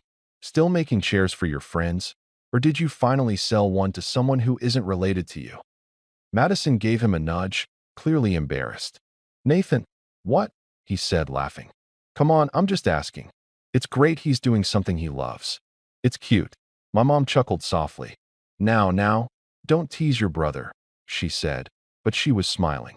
"Elliot's always been creative, even when he was little. Remember the paper airplanes you used to make, sweetie?" That was their way of reminding me I'd never be taken seriously. The room was filled with that uncomfortable laughter people use to hide mockery. I could feel my face growing hot, my pulse pounding in my ears. I'd promised myself I wouldn't let them get to me this time, but something inside me snapped. I looked at my brother and said, "You know, Nathan, it's funny. For someone who's supposedly changing the world, you sure spend a lot of time belittling people who actually build things." The table went silent. Nathan blinked, clearly not expecting me to talk back. My dad's expression hardened. "Elliot," he said sharply, "there's no need for that tone." "I'm just saying," I replied quietly. "You might be surprised by how much I've built." My mom gave a tight smile, trying to smooth things over. "Well, we're proud of both our boys," she said quickly, though her eyes said otherwise. But that night, watching them all dismiss my work again, watching Nathan smirk like he owned the room, I realized something important. They'd never respect me, no matter what I said or did. The only way to change that wasn't with words. It was with actions. That was the moment I decided what I was going to do. And when the next Christmas rolled around, I made sure the invitation came from me. I told them I wanted to host it this time, said my business had done well, and I wanted to celebrate properly. My mom hesitated at first, clearly thinking it would be cramped or awkward, but eventually agreed. "Just don't overdo it, Elliot," she said. "You know how easily you get overwhelmed." If only she knew. The following months, I worked in silence. My plan took shape slowly, carefully. Every detail mattered. Every word, every step had to be perfect. Because this time, I wasn't going to be the quiet one at the table. And when Christmas finally came again, the look on their faces as they walked into my home, the one I'd bought with the business they mocked, was only the beginning. But that wasn't the real surprise. That came later, when my lawyer stepped through the door holding the documents that would change everything. And when my mom saw the name on them, she nearly fainted. When I invited my family for Christmas that year, I could almost hear the disbelief through the phone. My mom hesitated before answering, her voice cautious, as if I'd just told her I was buying a spaceship. "You want to host Christmas, Elliot? Are you sure, honey? That's quite a lot of responsibility." "I'm sure," I said, trying to sound casual. "I've got the space for it now." "Oh," she asked, her tone immediately shifting to polite curiosity. "You moved out of that little apartment then?" "Yeah," I said simply. I bought a place. There was a pause, the kind that hangs in the air like fog. Well, she said finally, her voice tight. That's nice. We'll be there. When she hung up, I sat back and stared at the phone, feeling the familiar ache in my chest. Even after all these years, a small, pathetic part of me still wanted her to sound proud. But that wasn't her way. My parents only ever celebrated things that fit their definition of success: titles, degrees, luxury. My brother Nathan could fail at 5 different startups and still be their miracle child. I could build something real, steady, and meaningful, and they'd still see me as the one who settled. But this time, I had leverage. The new house wasn't just a home, it was proof. Proof that I wasn't the quiet shadow they thought I was. The business had exploded over the last year. I'd partnered with a well-known interior designer, landed several large contracts for boutique hotels, and even started hiring a small team to handle demand. For the first time in my life, I had financial security and freedom. I could finally afford to stop caring what they thought. Still, old habits die hard. As Christmas approached, I could feel that familiar anxiety creeping back in, the voice that whispered you'll never be good enough for them. When the day finally came, I made sure everything looked perfect. The dining room gleamed, the tree sparkled, and the smell of fresh pine and baked bread filled the air. My girlfriend, Lila, had helped me decorate. She'd been the one to remind me, again and again, that I didn't owe my family anything. But she also knew I wanted closure. "They'll see who you are now," she said that morning as she helped me set the table. "Not who they think you are." I smiled faintly. I'm not holding my breath. When the doorbell rang, my stomach tightened. My parents walked in first, followed by Nathan and his girlfriend, Madison. My mom's eyes swept over the foyer, the high ceilings, the warm lights, and I could see the surprise flicker across her face before she masked it with that polite smile she used when she didn't want to give me too much credit. "Oh, Elliot," she said, taking off her coat. "This is lovely. You really did all this yourself." "I did," I said. She nodded approvingly, though her tone was lukewarm. "Well, it's very cozy." Nathan gave a low whistle as he stepped inside, his eyes scanning everything like he was assessing competition. "Not bad, man," he said. "Didn't know woodwork could pay this well." "It can when you're good at it," I replied, my tone even. He grinned, clearly enjoying the sparring. "Guess I'll have to hire you when I buy my next house. You do discounts for family, right?" "Not anymore," I said, smiling. "Business policy." He laughed, but there was a flicker of irritation in his eyes. My dad, meanwhile, looked around with that stoic, unreadable expression of his, hands tucked behind his back. "Impressive," he said finally. "You've done well for yourself. Though, of course, Nathan's apartment in the city is still a bit more modern. You've gone for a rustic feel, huh?" "It's not rustic," I said quietly. "It's designed. Purposeful." He gave a small shrug. "Well, as long as you like it." I bit the inside of my cheek and said nothing. Dinner started well enough, or as well as it could with my family. Lila kept the conversation light, asking Madison questions about her job and hobbies. My mom dominated most of the talk, bragging about Nathan's recent promotion, which, as I later found out, was actually just him joining a new startup his friend had launched. Every compliment she gave him was like a tiny dagger, disguised in sweetness. "You know, Nathan has always had that drive," she said at one point, glancing at me. "He just never stops pushing himself. Some people are like that. They're born leaders." Lila shifted uncomfortably beside me, sensing the undertone. I forced a polite smile. "Yeah, Nathan's always been ambitious." Nathan smirked. "Can't help it," he said. "Some of us are just wired that way." My dad chuckled. "It's that spark," he said proudly. "The same one your grandfather had. It's in the blood." "Guess it skipped me then," I said, my voice quieter than I meant it to be. My mom laughed softly, like I'd made a harmless joke. "Oh, Elliot, don't say that. You've got your own kind of talent. You're steady." "That's good too." That word, steady, made me want to scream. It was the same word she'd used my entire life when she didn't want to call me ordinary. I tried to change the subject, but Nathan wasn't done. "So," he said, leaning forward, "what's your plan for the business, anyway? Like, real talk. You just gonna keep making tables forever?" Lila's hand found mine under the table. I could feel her silently begging me not to bite. It's more than tables, I said calmly. We're expanding into custom interiors. I've been working with hotels lately. Oh, wow, Nathan said, pretending to be impressed. Hotels? So like motels? Or actual fancy ones? My mom laughed at that, and my dad didn't even hide his smile. Nathan, he said, shaking his head, don't tease your brother. But it wasn't teasing, it was dismissal. Again, I took a deep breath, trying to keep my composure. I looked at Nathan squarely. High-end boutique hotels, actually. One of them just got featured in a design magazine. My team built most of the custom work. That wiped the smirk off his face for a second, though he quickly recovered. Huh, didn't know you had a team. People tend to assume a lot about me, I said quietly. Lila gave my hand a small squeeze. My mom glanced between us, sensing the shift in tone. That's wonderful, dear, she said quickly, as if to smooth things over. But you know, Nathan's company is working with investors now. He's really climbing. Of course. One step forward, two steps back. By dessert, the tension in the room was thick enough to choke on. My dad started talking about the family trust fund, which I'd never been included in. We've been reviewing some of the paperwork, he said casually. And we think it's best to keep things simple, everything under one name for now. Nathan can handle the management side. I froze. Wait, what do you mean? My mom gave me a careful smile. Oh, it's just the logistics, sweetheart. Nathan's better with numbers, and you're busy with your creative work. It just makes sense. So, you're putting everything in his name? Temporarily, my dad said. You don't need to worry about it.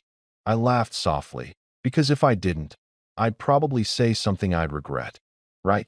Of course. Why would I? Nathan leaned back in his chair, clearly enjoying the show. Hey, don't look at me, he said. I didn't ask for it. No, I said quietly. You didn't have to. That silenced him.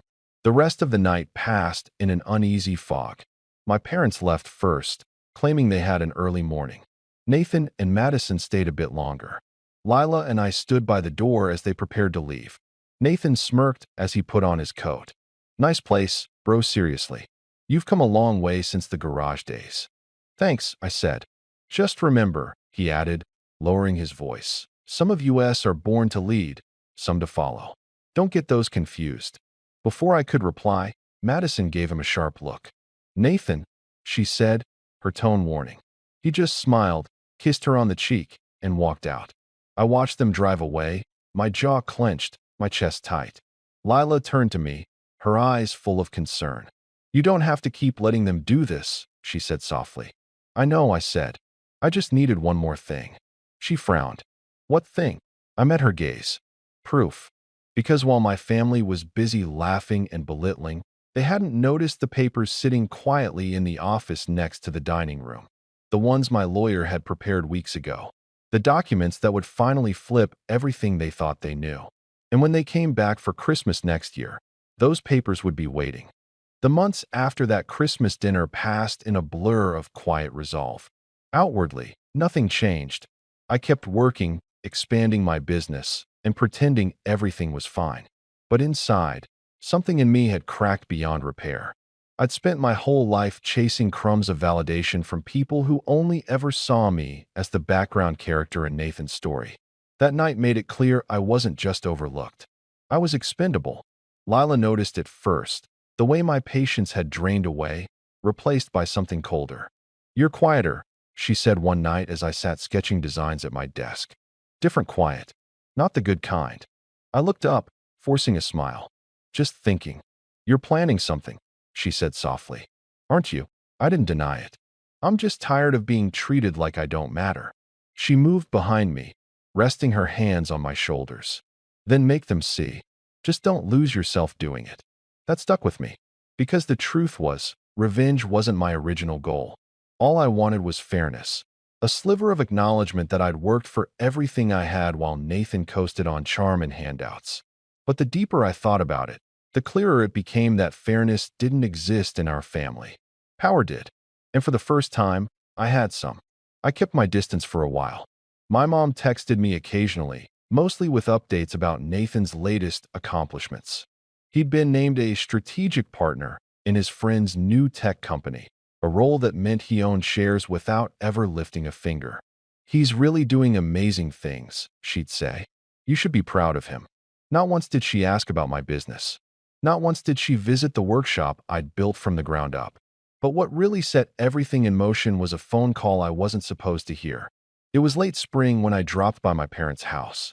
I'd left a few boxes of old tools in their garage years ago and wanted to finally pick them up. My mom greeted me with her usual polite surprise, like I was an unexpected guest instead of her son. "Oh, Elliot, what a nice surprise.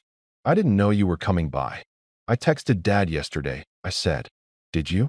Oh, you know how busy he gets." I nodded and went out to the garage. As I was sorting through the boxes, I heard voices from the kitchen. I wasn't trying to eavesdrop, but the door was cracked, and when I heard my name, I froze. "I just think it's the right move," my dad was saying. My mom sighed. "He'll be upset, though." "He doesn't need to know until it's done," my dad replied. "It's not like he'd understand the financial side of it anyway." Something heavy settled in my chest. Nathan's voice came next, loud, confident, familiar. "You're doing the right thing, Dad. Honestly, I'll make better use of it. Elliot's fine, but he's not business-minded. You've seen how easily he gets overwhelmed." I stood perfectly still, heart hammering. "We just want to make sure things stay in the family," my mom said softly. "If we merge everything under your name, it'll be simpler. We can always allocate something for Elliot later. Merge everything under his name." I felt my throat tighten. They were talking about the family trust again, but this time, it wasn't just management. They were transferring ownership. Everything. Our childhood home, my grandfather's land, the investment accounts my parents always said would be for both of you someday. All of it, handed over to Nathan. And the worst part? He sounded pleased. "I'll handle it," Nathan said. "Don't worry, I'll make sure Elliot's taken care of. Maybe I'll buy some of his furniture for the office." They laughed. All of them. I didn't realize how tightly I was gripping the edge of the box until a splinter jabbed my palm. My eyes burned, but not from tears. Those had stopped coming years ago. This was something colder. I left without saying goodbye. That night, I couldn't sleep. I kept replaying the conversation in my head, the sound of Nathan's voice echoing like static. Lila woke up to find me sitting in the living room, staring at the wall. "What happened?" she asked groggy. "They're giving him everything," I said. My voice came out flat, foreign. "The house, the land, the money. All of it." Her face tightened. "Elliot, I heard them say it," I continued. "And they think I won't find out." Lila was silent for a long moment. Then she said quietly, "So now you know where you stand." I nodded. "Yeah, I do." After that, something inside me clicked into place. I stopped waiting for fairness and started preparing for inevitability. I called my lawyer the next day, a calm, meticulous woman named Dana who'd helped me draft contracts for my business. When I explained what was happening, she listened without interrupting. "So," she said finally, "you want to protect yourself?" "Yes," I said, "and I want them to see exactly what they've thrown away." She gave a small smile. "Then we'll make sure you have every piece of paper in order before they realize what they've done." Over the next few months, I transferred key assets into my company's name: tools, designs, contracts, even the workshop property. Everything was documented and protected. I'd worked too hard to let it slip through my fingers because my family couldn't see past Nathan's smile. Meanwhile, Nathan's new company was making headlines, at least locally. My parents loved parading it around. They hosted dinners, posted photos online, bragged to neighbors. My mom even told one journalist that Nathan had always been the business genius of the family. When the article came out, I read that line 3 times before closing the laptop. That summer, I barely heard from them until July. My dad called one morning, his tone strangely upbeat. "Elliot, you've been hard to reach lately. How's the little shop going?" "It's not a shop, Dad. It's a company." Right, he said dismissively. "Listen, I've got some news. We're finalizing the property transfer this week. Nathan's taking over all the paperwork. You won't need to do anything." I stared at the phone, barely believing what I was hearing. "You're transferring the house?" "Without even telling me." "It's not personal," he said, as if that made it better. You're doing fine on your own. You don't need it like he does." I laughed bitterly. "You're giving him everything because you think he'll change the world. Meanwhile, I'm the one who actually built something." "Elliot," my dad said, his voice firm now, "this is how families work. We look at who can lead, who can handle responsibility. Nathan has always been your favorite," I said. There was silence on the other end. "Watch your tone," he said finally. I hung up. That was the day I stopped trying to earn their love. By autumn, the betrayal was complete. I got a letter from the family's financial advisor confirming the transfer. Everything that had once been in my parents' joint estate was now legally tied to Nathan's company. They hadn't just favored him, they'd erased me. Lila found me sitting on the porch that night, staring into the dark. "You look calm," she said carefully. "I am," I said, "because I finally see it for what it is. They don't think I'm part of the family." She sat beside me. "What are you going to do?" I looked at her, my voice steady. "I'm going to let them believe it. For now. Because while Nathan thought he was securing his inheritance, he hadn't realized that my business had quietly become one of his company's primary suppliers. Every luxury desk, every custom conference table in his new offices, my team had built them. Through a third-party contract, of course, with a name he didn't recognize. And that's where Dana came in again. She helped me draft a series of agreements, tying Nathan's company to mine in ways that would matter later, ways that were perfectly legal, but very, very binding. Still, I said nothing. Not yet. Then came the text from my mom in late November. "Christmas dinner is at your brother's place this year. He's hosting everyone. So exciting." I almost laughed out loud. After all the years of being invisible, they were still so predictable. Nathan wanted to show off, and my parents were more than happy to give him the stage.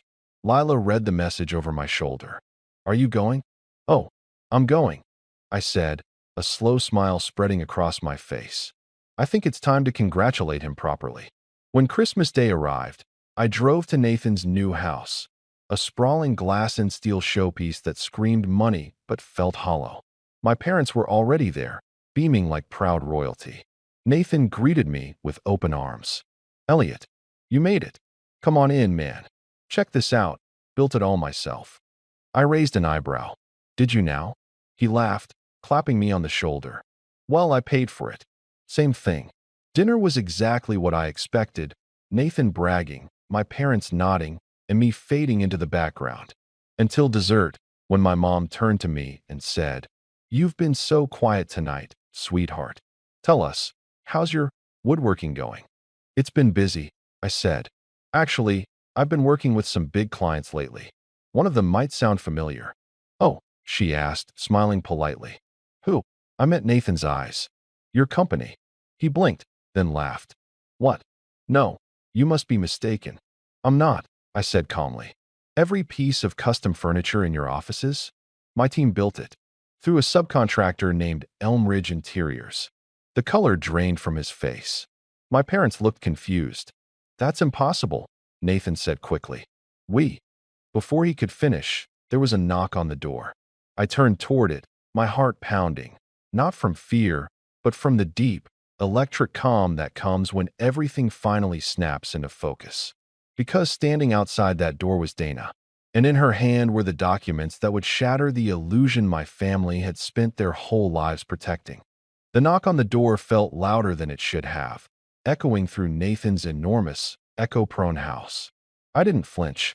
Dana stepped in, her briefcase in hand, and gave me a small, encouraging nod. Everyone else, my parents, Nathan, even Madison, stopped mid-sentence, confusion painting their faces. I could see the wheels turning in their heads. What had I been hiding all this time? Dana set the briefcase on the dining room table. "Elliot asked me to come by," she said calmly. "These are the documents he wanted you all to see." My mom's hand went to her mouth. "Elliot, what is this?" Nathan stepped forward, trying to mask the rising panic in his eyes. "Wait, what is this?" I took a deep breath, letting the silence stretch just long enough to make them uncomfortable. "This is the transfer of the remaining shares in my company, into my name," I said. "Everything that was tied to the business you mocked, Nathan. The contracts you never realized came from me. Every client, every office I've furnished, legally, it's mine." My dad's jaw dropped. You how I cut him off. You transferred the family estate to him, thinking I wouldn't notice. You thought you could erase me, Dad. But I've been quietly securing my own foundation. And now, legally, Nathan's company is dependent on mine. Every invoice, every subcontract, every shipment. He's bound by contracts he didn't even know existed. Nathan's face went pale. This isn't possible. You can't do this. Those are my contracts, my offices, my clients. I shook my head slowly. They were signed by the company, not by you. And the company is mine. Madison looked horrified, and for a moment, I saw doubt creep into Nathan's usually untouchable demeanor.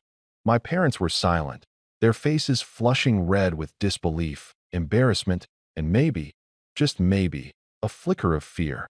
I wanted to savor that, but I didn't. I'd learned long ago that vengeance without control was nothing. So I walked past them, toward the small Christmas tree in the corner, my hands brushing the carefully wrapped presents I had bought. Not for them, but for my employees, my friends, Lila. The people who had always seen me. The rest of the evening passed in a blur. Nathan tried to argue, my dad sputtered, and my mom muttered things about fairness and family loyalty, but none of it mattered. By the time I left, the silence following me was more satisfying than applause ever could have been. But the victory was hollow. The betrayal still cut deeper than I wanted to admit. My parents had literally attempted to erase me from the family ledger, and even after showing them the truth, I felt something heavier than satisfaction. Anger, yes, but also a profound sadness. Years of being overlooked, mocked, dismissed, and betrayed had built up inside me, and the floodgate had finally opened. For the next few weeks, I avoided my parents completely. I focused entirely on my business, letting it consume me. My team was growing, and we had new contracts rolling in faster than I could handle alone. I was proud of what I had accomplished, but the isolation weighed on me.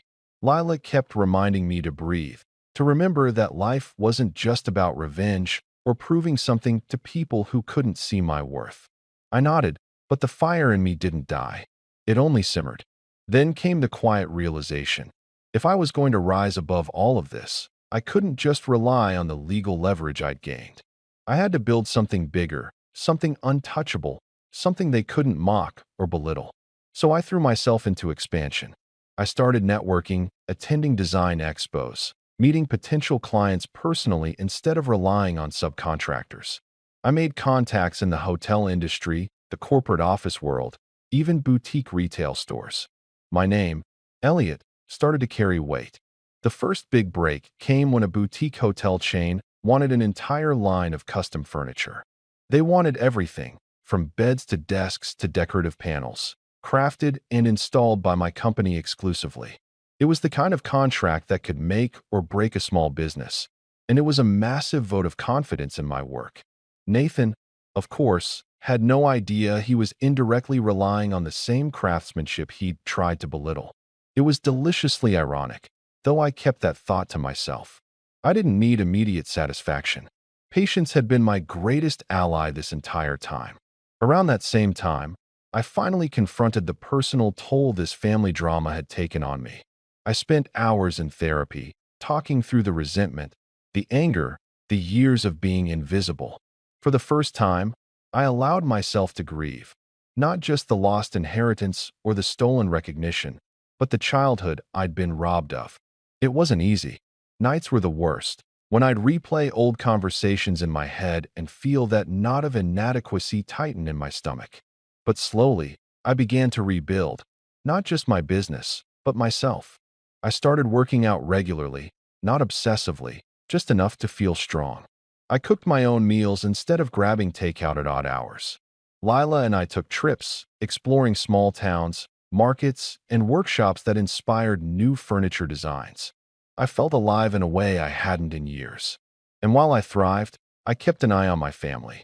I learned their habits, their predictable patterns. Every call from my mom, every social media post from Nathan, every boast about his latest success became information I cataloged quietly. I started noticing cracks in their facade, how Nathan overpromised and underdelivered in his company, how my parents clung to appearances while ignoring reality, how they still believed their manipulation was invisible. By the following spring, my business had tripled in size. I hired a marketing team, a financial manager, and 2 new carpenters. My name was no longer Elliot the Overlooked. It was Elliot the Entrepreneur. I was still the quiet one in the family, but the quiet had power behind it now. The kind of power they couldn't even imagine. One afternoon, as I reviewed invoices and upcoming contracts in my office, I received a call from one of Nathan's managers. Accidentally, of course. The conversation was brief and unguarded, the kind of careless discussion that comes when someone assumes you're harmless. "We're going to have to push back a few installations," the manager said.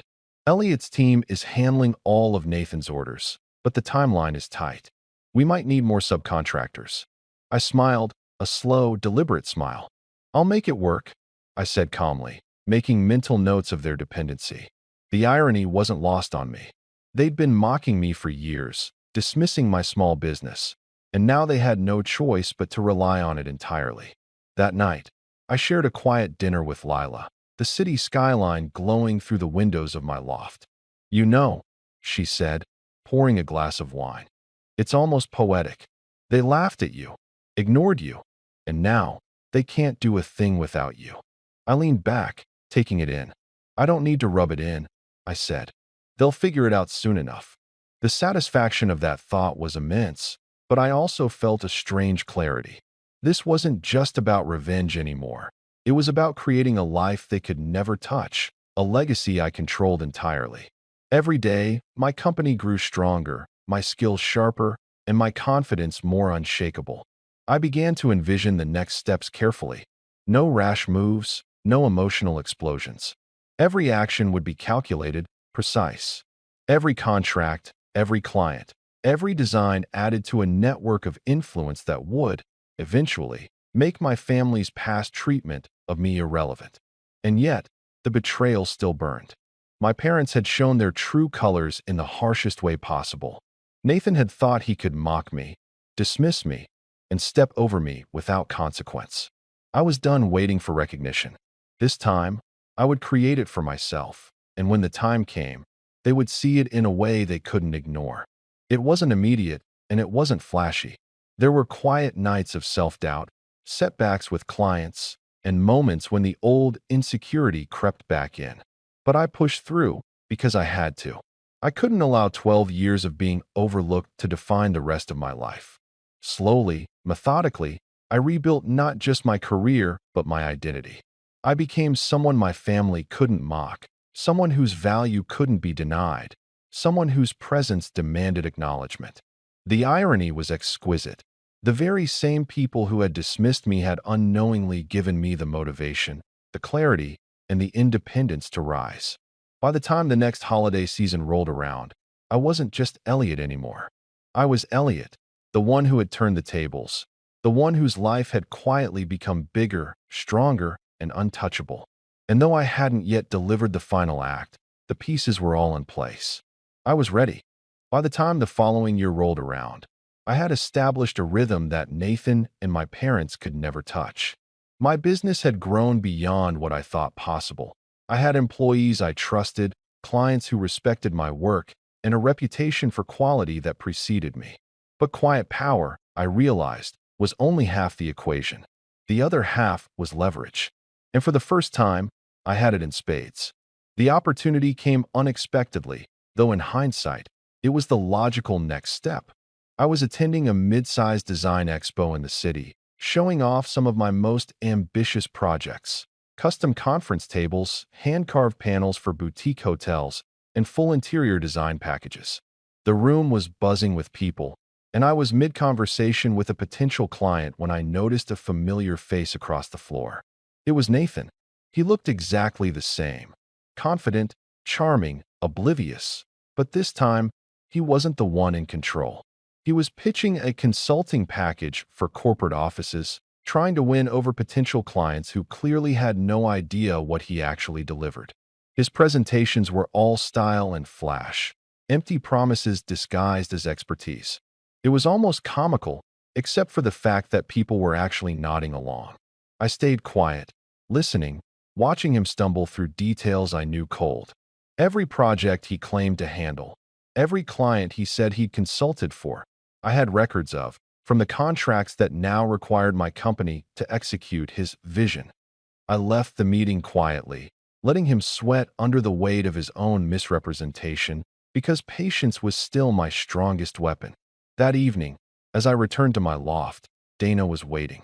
"You've got leverage," she said plainly, laying out the papers we'd compiled over months of research, contracts, invoices, correspondence, and the legal framework that made Nathan's company dependent on mine.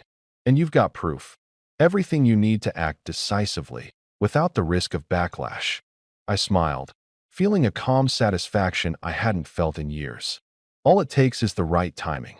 The timing presented itself sooner than expected. Nathan's firm had landed a contract with a large chain of co-working offices, something high-profile, expensive, and demanding perfection. They assumed it would be smooth sailing, but I knew otherwise. Because every single piece of furniture, every design, every installation, he promised his client relied entirely on my team. And they didn't even realize it. I began my approach subtly. I scheduled meetings with their suppliers, ensured my invoices were clear, accurate, and unavoidable, and communicated directly with project managers. Nothing aggressive, nothing confrontational. I was in control because the contracts legally required my company's work, and Nathan had no choice but to comply if he wanted to maintain credibility. The first sign of panic came in an email from one of Nathan's junior managers. "We need updates on timelines," it read. "Our client is asking for progress reports, and some pieces haven't even shipped yet." I replied calmly, detailing the schedule, subtly emphasizing the precision and professionalism of my team. Nathan could no longer manipulate outcomes or claim credit. Every delay, every detail, was documented and accounted for. He began calling me, insisting on updates, which I provided politely, always reminding him of deadlines and contractual obligations. Then came the most satisfying moment. My parents called to invite me to another holiday event, this time held at a high-end country club. Nathan would be hosting, naturally, and my parents were eager to praise him once again. I accepted, not out of nostalgia or obligation, but because I knew exactly how the evening would unfold. The country club was stunning, decorated to impress.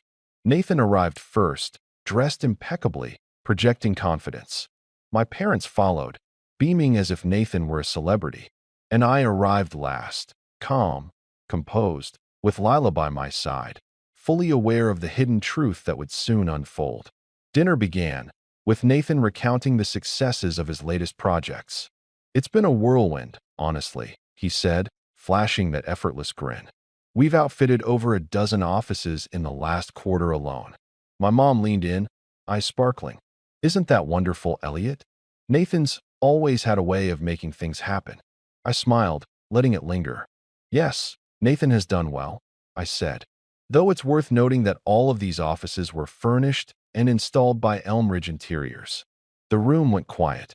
Nathan froze mid-sentence, trying to mask confusion. "Wait, what? Elmridge Interiors?" My mom repeated, her voice tight. "Yes," I said calmly. "The same company you've been subcontracting your projects to, Nathan. Every piece delivered, every installation completed, it's been handled by my team. According to the contracts you signed months ago, my company is fully responsible for these accounts."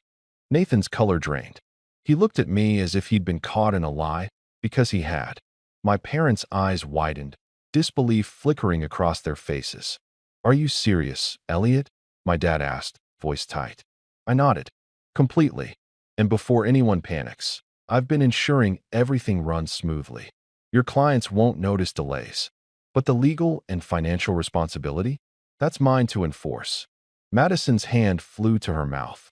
Nathan's face went pale, and for the first time, I saw fear there, a realization that his smug confidence had been utterly misplaced.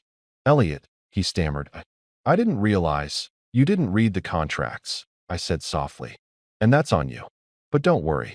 My team handles the work flawlessly.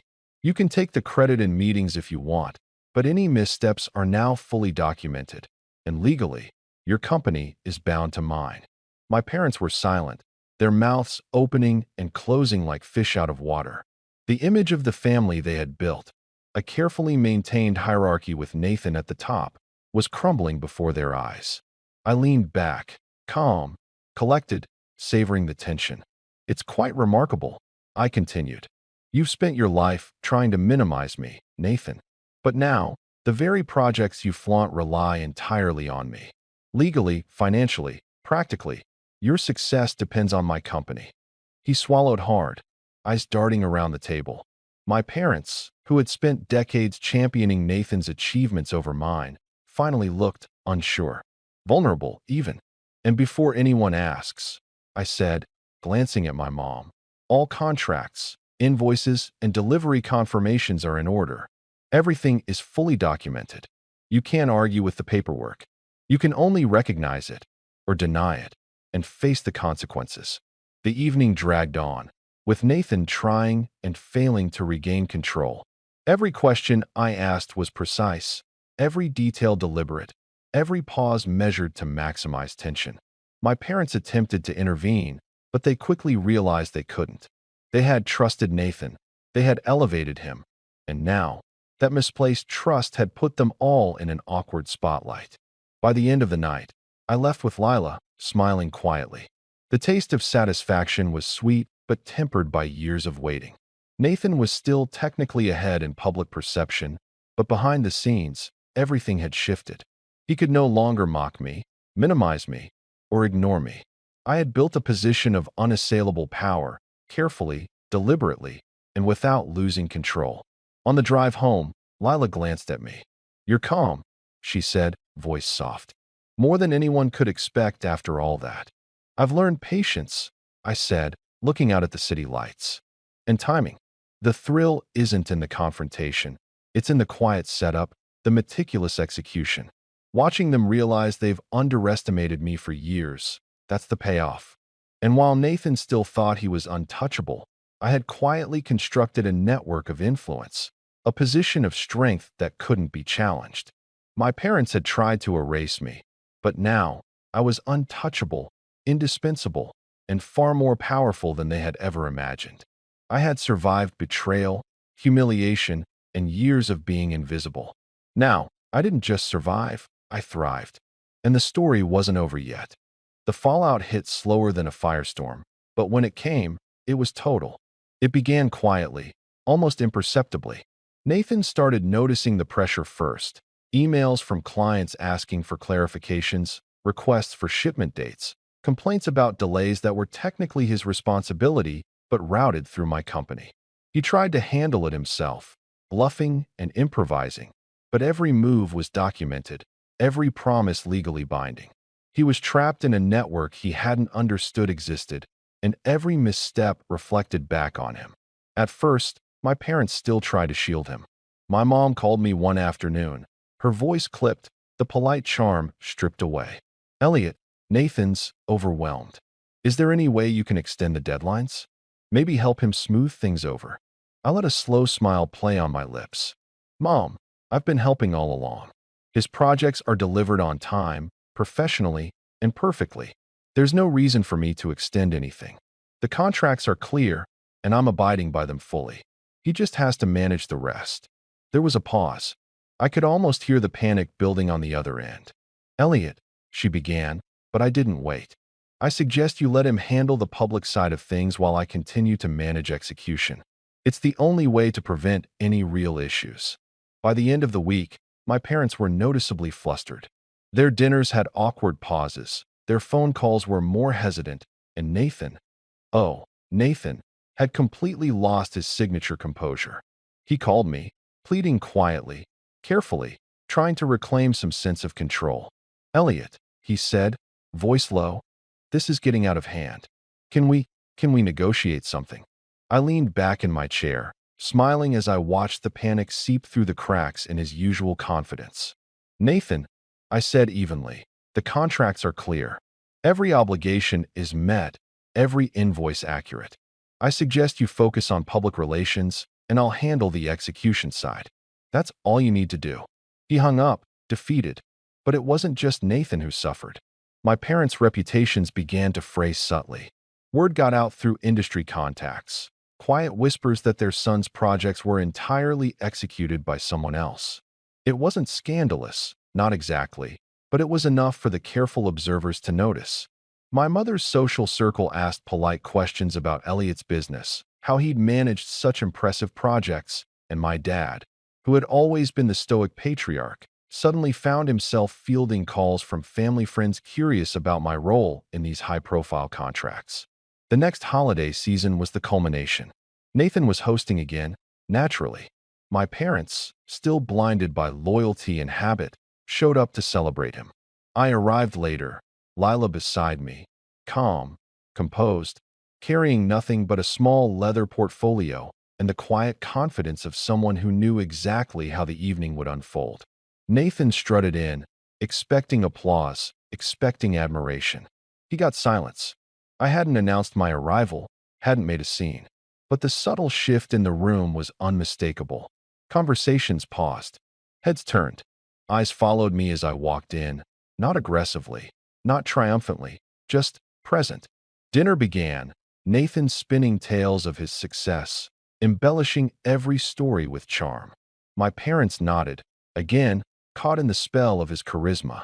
But when the first question came from a client's representative, someone Nathan had invited to showcase his work, I delivered the truth calmly, with precision. All of these offices, the furnishings, the designs, they were executed by Elmridge Interiors, legally contracted to manage all deliverables. Nathan's team handled the public-facing aspects, but the execution, the deadlines, the craftsmanship was handled entirely by Elliot's company. A hush fell over the table. Nathan's eyes widened, and he opened his mouth, stammered, then closed it again. My parents' faces turned pale. Their carefully constructed narrative, the story they'd lived and told for decades, was crumbling in real time. You mean, my mother's voice trembled. All of it. Yes, I said softly. Everything. On time, within budget, executed professionally. Legally, financially, operationally. It's all my responsibility now. And Nathan, any misstep reflects directly on you. The impact was instantaneous. Nathan's face twisted into something like rage, then shame, then panic, all within seconds. My parents were silent, unable to mask their shock.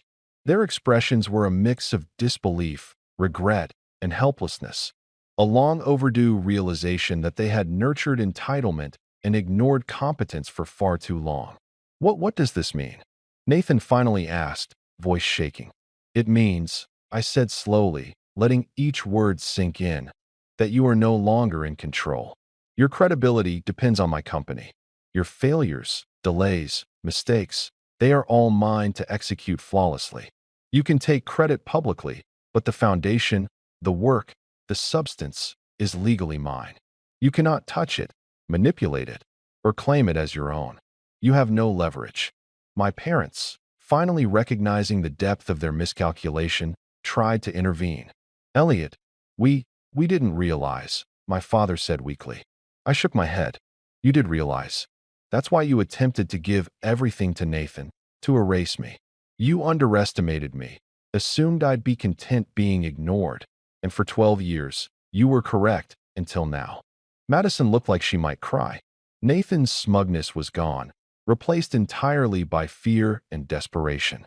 For the first time, I saw him as exactly what he was, a man who had relied on inherited confidence, not earned skill. And that's when it hit them. The clients, the colleagues, the network, they all knew the truth now. Nathan's credibility was fragile. My parents' judgment was publicly undermined. The years of mockery, favoritism, and dismissal had finally produced consequences they couldn't ignore or control. I didn't gloat. I didn't yell. I didn't even raise my voice. I simply existed in the room, calm, collected, undeniable. Every contract, every client, every design I had executed was evidence. And evidence doesn't lie. The evening ended quietly. Nathan left early, defeated, fumbling excuses. My parents lingered, trying to make sense of their shock, trying to process the reality that their son, the one they'd spent years elevating, was dependent entirely on the overlooked, dismissed, steady child they'd ignored. On the drive home, Lila squeezed my hand. You did it, she said softly. I didn't just do it, I said, looking out at the city lights. I made them see. Not in anger, not in confrontation, but in proof. Calm, calculated, undeniable proof. That's all it took. And as I sat there, reflecting on 12 years of being dismissed, belittled, and overlooked, I realized something important. The true victory wasn't in revenge. It wasn't even in the humiliation of Nathan or the shocked expressions of my parents. The true victory was me. For the first time in my life, I was seen on my own terms, respected on my own merits, and untouchable, not because I needed them to recognize it, but because I had built something real, something lasting, something that could never be taken from me. As we pulled into the driveway, Lila smiled. So what now? I looked at her, feeling the weight of the past lift from my shoulders. Now, I said, a slow, confident smile spreading across my face, I live my life. And this time, I do it entirely for me. The road ahead was wide open.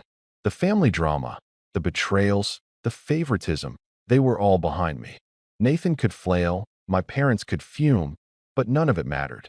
I had built my empire quietly, carefully, and now, finally, they understood that the underestimated, ignored, steady child was untouchable. And for the first time, I felt completely free. The snow fell softly on the city streets, lights reflecting off the ice, glittering like tiny reminders of what I had achieved. I glanced at Lila, then at the skyline, and whispered to myself, 12 years too long, but worth every second. Because I was finally untouchable. And no one, not Nathan, not my parents, not anyone, would ever underestimate me again. Thanks for watching. Share your thoughts in the comments. If you like this story, don't forget to like and subscribe for more content like this.